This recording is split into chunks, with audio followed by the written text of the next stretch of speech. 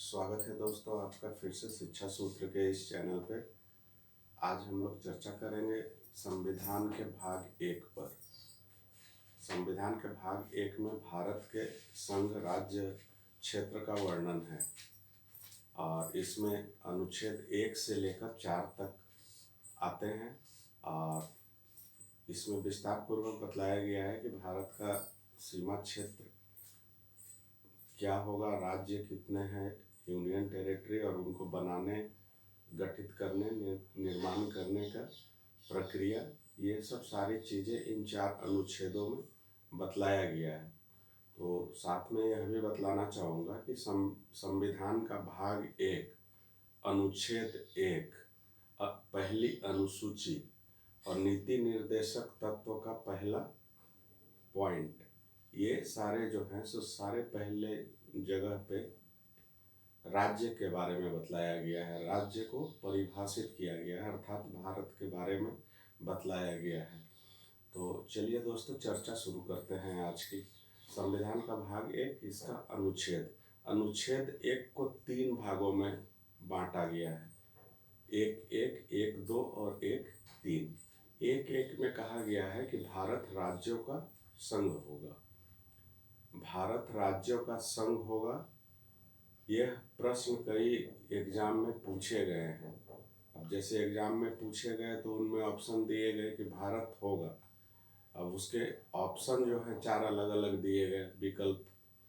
पहला विकल्प दिया भारत राज्यों का संघ होगा, भारत राज्यों का समूह होगा, भारत राज्यों का वर्ग होगा। तो इस तरीके से ऑप्शन दिए गए, तो सही जो आंसर होगा भारत राज्यों का संघ होगा। तो इसमें 2-3 बातें आती है। एक तो है कि इसमें संविधान विदों की एक कल्पना है, एक आदर्श स्थिति रखी गई है कि उन्होंने कैसे भारत, किस तरीके के भारत की कल्पना की थी और क्या प्रावधान किया था। तो हमारा संविधान भारत को एक फेडरल स्टेट बनाता है, अर्थात संघ की कल्पना की गई है और इसमें राज्य के साथ शक्तियों का बंटवारा होता है, ऐसे संघ की कल्पना की गई है। अर्थात भारत में जो अलग अलग प्रकार के राज्य हैं, एक सामान्य राज्य जिसको जानते हैं और दूसरा केंद्र शासित प्रदेश। तो संविधानविदों की कल्पना थी कि केंद्र शासित प्रदेश कम से कम होने चाहिए या नहीं होने चाहिए, भारत में राज्य होने चाहिए। तो राज्य की कल्पना की गई थी, इसलिए लिखा गया है इसमें कि भारत राज्यों का संघ होगा। पुनः इसमें 2 बातें और भी बतलाई गई हैं।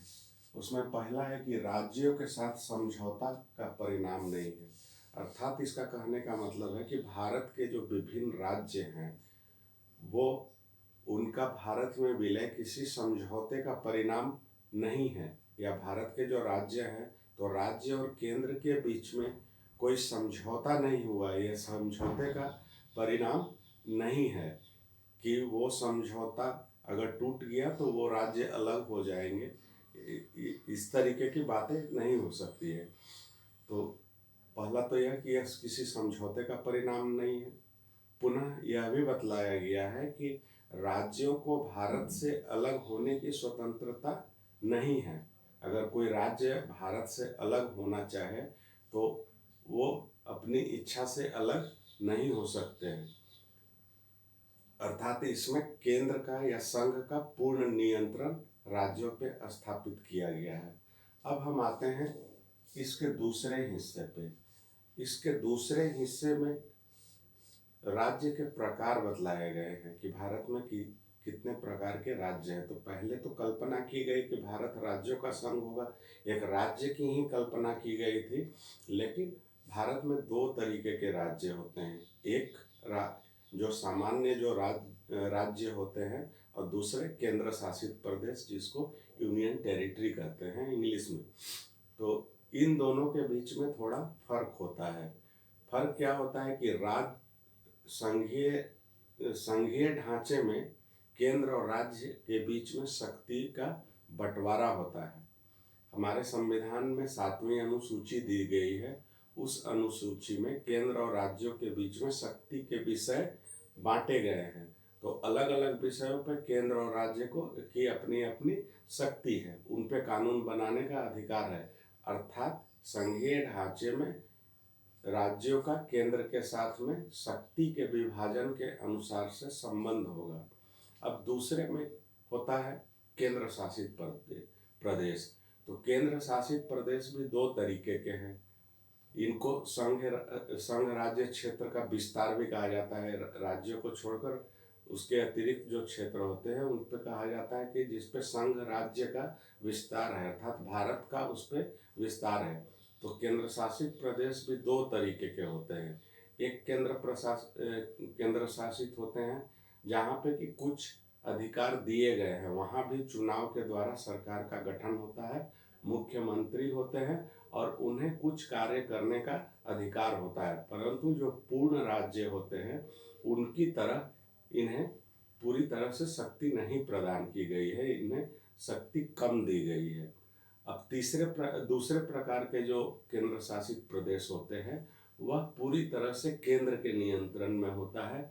वहाँ केंद्र के द्वारा या राष्ट्रपति के द्वारा प्रशासक नियुक्त किए जाते हैं। राष्ट्रपति के द्वारा ही प्रशासन के लिए नियम अधिनियम बनाए जाते हैं। उन्हीं के आधार पर वैसे क्षेत्रों का शासन संचालन प्रशासक के द्वारा होता है। तो ये केंद्र शासित दो तरीके के हो गए। तीसरी जो कैटेगरी है उसमें कल्पना की गई है कि वैसे क्षेत्र जो भारत के बाहर के जो क्षेत्र भारत अर्जित करता है या अपने देश में मिलाता है, तो उसके साथ क्या संबंध होगा, उस प्रकार के राज्यों की कल्पना की गई है। तो अनुच्छेद 2 में मूलतः 3 तरीके के हुए स्टेट, एक राज्य, दूसरा केंद्र शासित प्रदेश और तीसरा वैसे क्षेत्र जो जिसे भारत ने अर्जित किया है। तो यह मुख्य रूप से अनुसूची एक है, उसी का यहाँ पे विस्तार, इसका विस्तार अनुसूची 1 में बतलाया गया। वो पूरी तरह से बतलाता है, वहाँ पे लिस्ट दी हुई है, राज्यों और केंद्र शासित प्रदेशों की एक सूची दी गई है, उसके सीमा के बारे में बतलाया गया है, उन राज्यों के नाम बतलाए गए हैं। तो इसकी पूरी सूची अनुसूची 1 में दी गई है। अब आते हैं अनुच्छेद 2 पर। अनुच्छेद 2 में विवरण है कि संसद को यह शक्ति प्रदान की गई है कि वह भारत से बाहर के क्षेत्र को भारत में शामिल कर सके और उसके संबंध में विधि बना सके। अर्थात संविधान के अनुच्छेद 2 के अनुसार भारत से बाहर के क्षेत्र को भारत में शामिल करने के तरीके बतलाए गए हैं। अब आते हैं अनुच्छेद 3 पे। अनुच्छेद 3 में बतलाया गया है कि पहले से जो मौजूद राज्य है अथवा केंद्र शासित प्रदेश है, तो इन राज्यों या केंद्र शासित प्रदेशों को अगर केंद्र चाहे तो फिर से पुनर्गठित कर सकती है। तो इसमें क्या हो सकता है, तो इसमें हो सकता है कि किसी एक राज्य को विभाजित करके 2 या 2 से अधिक राज्य बनाए जाए। दूसरी स्थिति हो सकती है कि 2 या 2 से अधिक राज्यों को मिलाकर एक नया राज्य बनाया जाए।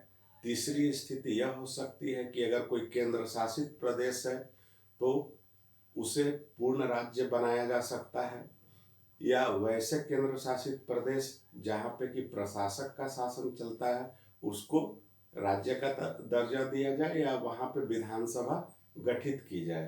तो ये सब सारी चीज़ें जो होती है वो अनुच्छेद 3 के अंतर्गत होती है। साथ में इस अनुच्छेद में किसी राज्य के नाम को अगर बदलना है तो वह भी किया जाता है। तो इन सारी बातों से जुड़े हुए जो भी विधेयक होते हैं, जो भी कानून नियम होते हैं, वो बनाने की पूरी शक्ति केंद्र के हाथों में निहित है। अब आते हैं इसके प्रक्रिया पे कि ये जो इस तरीके के राज्य पुनर्गठित किए जाएंगे या उनके नाम में परिवर्तन होगा तो उसकी प्रक्रिया क्या होगी। तो इसकी प्रक्रिया है कि ऐसे जो विधेयक आएंगे वह विधेयक राष्ट्रपति की पूर्व अनुमति से ही तैयार किए जाएंगे, अर्थात इन विधेयकों को लाने से पहले राष्ट्रपति की अनुमति लेनी पड़ेगी। तो भारतीय संविधान के अनुसार दो तीन तरह के विधेयक हैं जिनके बारे में बतलाया गया है कि उन्हें लाने से पहले राष्ट्रपति की पूर्व अनुमति आवश्यक है। उसमें जो है सो राज्यों के पुनर्गठन से संबंधित विधेयक भी आते हैं। दूसरे प्रकार के जो विधेयक है जैसे धन विधेयक है, वित्त विधेयक है, तो उसकी चर्चा हम लोग बाद में करेंगे।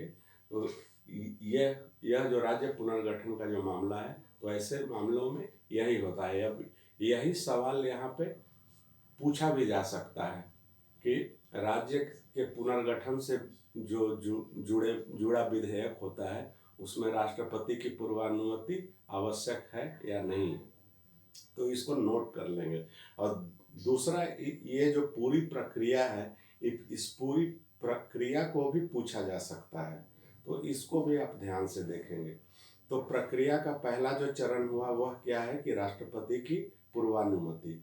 दूसरा, राष्ट्रपति वैसे विधेयक को संबंधित राज्य में, अर्थात इस विधेयक के द्वारा जिस राज्य की सीमा प्रभावित होगी अथवा उसके नाम में परिवर्तन होना है, उस राज्य को भेजा जाता है। और साथ में यह भी मेंशन किया जाता है, एक निश्चित समय सीमा दी जाती है कि उस समय सीमा के अंदर उस राज्य को उस विधेयक अपने विधानमंडल से पारित करवा के उस विधेयक को पुनः राष्ट्रपति को भेजना होता है। अब संबंधित जो राज्य होगा वह तय किए गए समय सीमा के अंदर उस विधेयक को अपने विधानमंडल से पारित करवाएगी। पारित करवाने के साथ ही राज्यों को यह दिया गया है कि वो अपना इससे संबंधित कुछ परामर्श दे सकते हैं। तो वो परामर्श के साथ इस विधेयक को पुनः विधानमंडल से पारित करवा के राष्ट्रपति को भेज देंगे। जो तय समय सीमा है उसी के अंदर, अगर उस तय समय सीमा के अंदर अगर नहीं भेजते हैं तब यह मान लिया जाएगा कि विधेयक जिस रूप में बनाया गया है उसी रूप में उसे आगे पारित करवाने की प्रक्रिया संसद द्वारा की जाएगी। अब राष्ट्रपति के पास यह विधेयक पहुंचने के बाद राष्ट्रपति इसको सदन के पटल पे रखवाते हैं। सदन के पटल पे रखवाने के बाद यह दोनों सदनों से पारित करवाया जाता है। साधारण बहुमत की प्रक्रिया के आधार पर यह पारित होता है और दोनों सदनों से पारित होने के बाद राष्ट्रपति का हस्ताक्षर होता है और राष्ट्रपति के हस्ताक्षर होने के बाद यह विधेयक राज्य पुनर्गठन अपने शेप में आ जाता है, अर्थात लागू हो जाता है।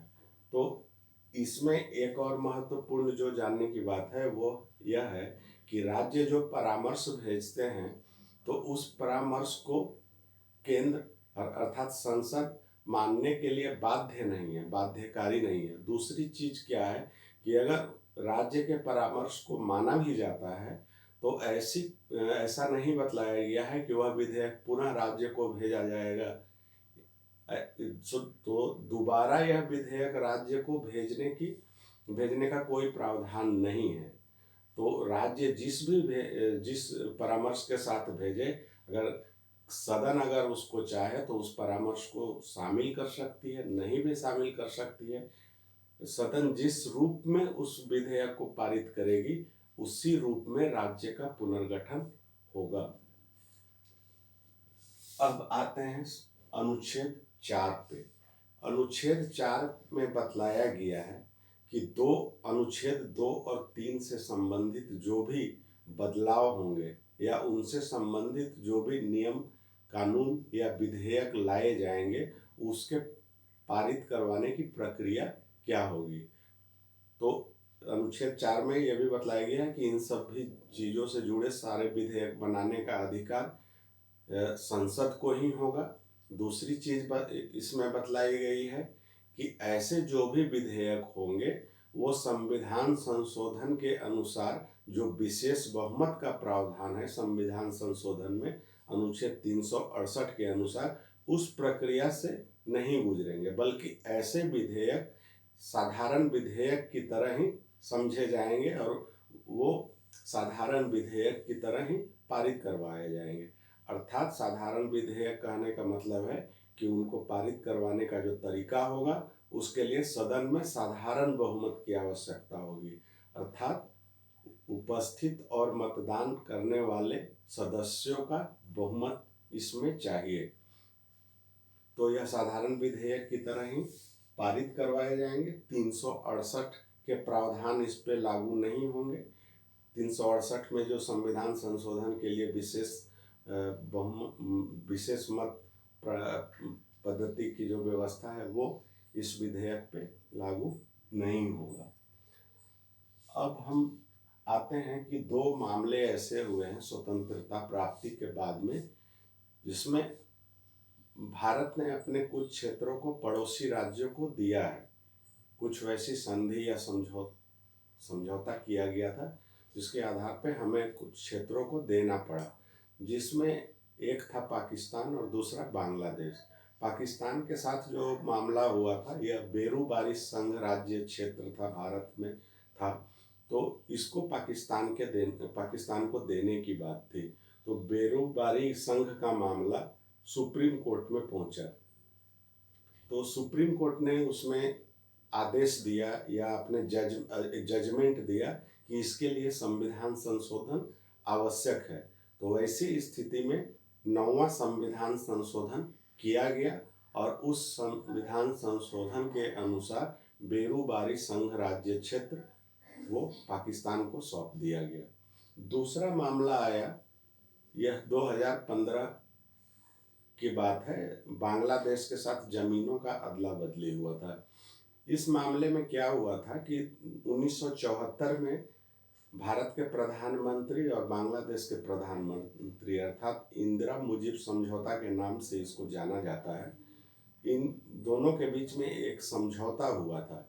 समझौते के अनुसार बांग्लादेश और भारत को कुछ ज़मीनों का अदला बदली करना था। असल में ये बात यह थी कि बांग्लादेश के कुछ क्षेत्र जो है भारतीय सीमा के काफ़ी निकट आ रहे थे, कुछ द्वीप थे, तो वैसे द्वीप वहाँ जो भी निवास करते थे वो भारत से जुड़ाव महसूस करते थे और बांग्लादेश के लिए कठिन होता था वहाँ के शासन प्रशासन और उन सारे लोगों की जिम्मेवारी देखना। तो और यही स्थिति भारत के कुछ क्षेत्रों के साथ थी जो बांग्लादेश की सीमा के निकट थे। ऐसे क्षेत्र भारत के पश्चिम बंगाल, असम, मेघालय, त्रिपुरा, इन 4 राज्यों में थे। तो दोनों देशों के बीच में यह समझौता किया गया कि वैसे जो क्षेत्र आते हैं कि भारतीय सीमा क्षेत्र के नज़दीक बांग्लादेश के क्षेत्र द्वीप आ रहे हैं और बांग्लादेश के सीमा के नज़दीक भारतीय द्वीप आ रहे हैं, वैसे द्वीपों की अदला बदली कर ली जाए। तो समझौता तो हुआ परंतु इसका कार्यान्वयन नहीं हो पा रहा था। इसमें मुख्य जो रुकावट आ रही थी कि बांग्लादेश को जो मिलने वाला क्षेत्र था वो ज़्यादा था, 10,500 स्क्वायर किलोमीटर था और भारत को जो क्षेत्र मिलने थे वो 6,000 स्क्वायर किलोमीटर क्षेत्र थे। तो ऐसी स्थिति में कोई भी भारत की सरकार निर्णय लेने से बच रही थी, परंतु 2015 में 100वां संविधान संशोधन लाया गया और उस समझौते को लागू किया गया। दोनों देशों ने आपस में जमीन का या द्वीप का अदला बदली कर लिया। यह समझौता करीब 40-41 साल में के बाद जाकर पूरा हुआ। तो दोस्तों, हम उम्मीद करते हैं कि आज का जो यह सत्र आपको पसंद आया होगा। वीडियो में अगर पसंद आया हो तो इसको लाइक ज़रूर करेंगे, शेयर भी करेंगे, इस चैनल को सब्सक्राइब कर लें, साथ में नोटिफिकेशन की घंटी भी बजा देंगे। जाने से पहले एक बार और इसको रिपीट कर लेते हैं, रिवाइज कर लेते हैं। भाग 1 से 4 अनुच्छेद आते हैं। इसमें संघ और उसके राज्य क्षेत्र को बतलाया गया है। पहले अनुच्छेद में है कि भारत राज्यों का संघ होगा, एक संघ की संघात्मक ढांचे की कल्पना की गई है। दूसरे अनुच्छेद में भारत से बाहर के क्षेत्रों को भारत में शामिल करने की प्रक्रिया बतलाई गई है। अधिकार संसद को दिया गया है। तीसरे में राज्य के पुनर्गठन से संबंधित प्रक्रिया को बतलाई गई है। और अनुच्छेद 4 जो है इसमें बतलाया गया है कि राज्य गठन सूची में किसी तरीके का बदलाव अर्थात पहली अनुसूची और चौथी अनुसूची, क्योंकि राज्य के पुनर्गठन या नए राज्य के प्रवेश से पहली सूची में परिवर्तन आएगा, उसी अनुसार से चौथे अनुसूची में भी राज्यसभा में सीटों का आवंटन है तो उसमें भी बदलाव आ सकता है।